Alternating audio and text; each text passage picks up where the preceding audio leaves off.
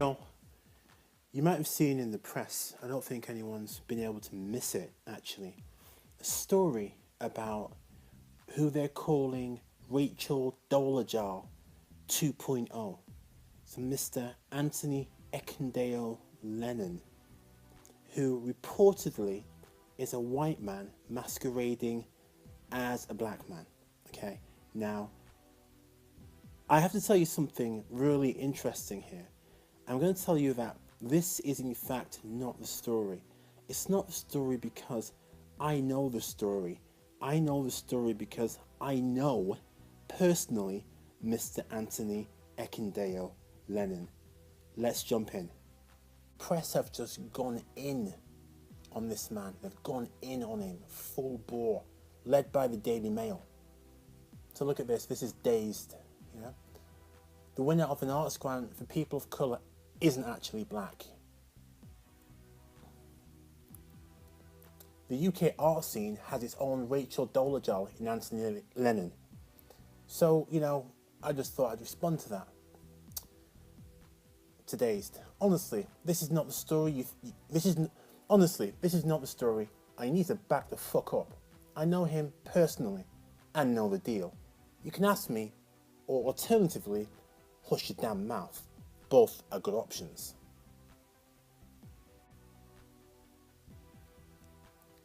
So this is typical of what we've seen this week. Here's a post. Not only has Anthony Ekundayo Lennon chosen to wear black identity like a costume, he's actively chosen to take up space and pilfer resources that were never meant for him.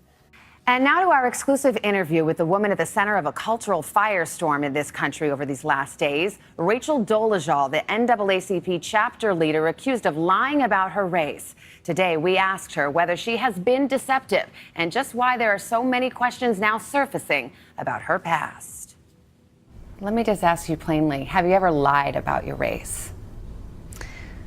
No, because never have I been asked, are you human or not human, right? So yeah, those words race in a as a construct, again, as a fluid understanding. So I would say no. A white artistic director pretended to be black. It would be laughable if the consequences weren't so damaging. It's a garbage article, but anyway, I'll read a couple of paragraphs.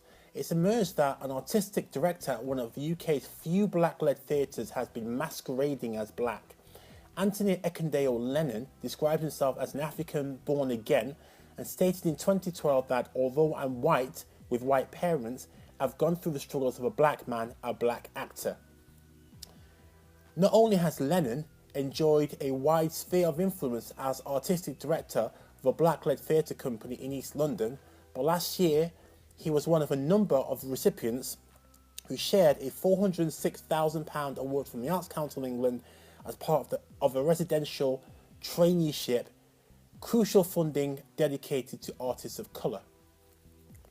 According to the stage, people from black, Asian and minority ethnic backgrounds made up just 8% of chief executives, 10% of artistic directors and 10% of chairs in 2016-17. This means that an overwhelming majority of the gatekeepers and decision makers in the theatre industry, including Lennon, are white. That is why the funding that Lennon received, specifically meant for development of theatre practitioners of colour, is even more of a kick in the teeth.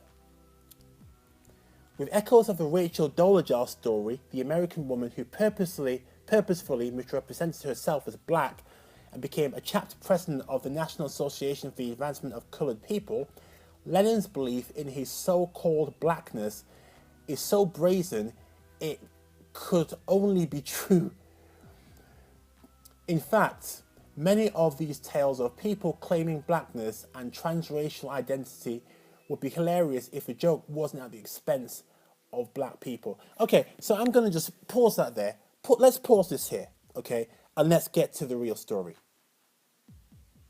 Here's a real story. My friend tagged me into this post, right? Okay, so my friend tagged me into, a post on this topic. Ekem, really hope you don't mind me tagging you, was just fascinated with what you had mentioned in the discussion about this, knowing him in the past. You know, because I've been talking about it. We've all been talking about it. It's me. As a child, yeah, his mother received insults while she pushed him in his pram. Now, this is Anthony Lennon as a child, right? Anthony Lennon grew up in Ireland, yeah, with 2 white parents, but he came out looking black, yeah. He came out with dark skin and curly hair, and when his mother pushed him in his pram, yeah, they swore at her, yeah, and accused her of going with a nigger. That's how Anthony came out. Anthony came out looking mixed race, okay, with tight curly hair. He's always been upfront about having 2 white parents. There are no deception issues. And here's Anthony as an adult. Just in case you don't believe me, he looks like a black guy, yeah? And he has tight curly hair, okay? And, yeah, he looks like a black guy, doesn't he?